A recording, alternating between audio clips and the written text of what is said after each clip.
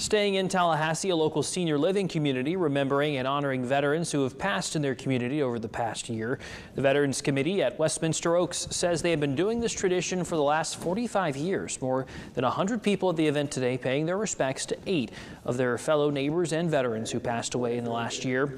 There were quite a few speakers today, including the chairman of the Veterans Committee, Everett Yarborough, voicing the importance to honor those who serve this community.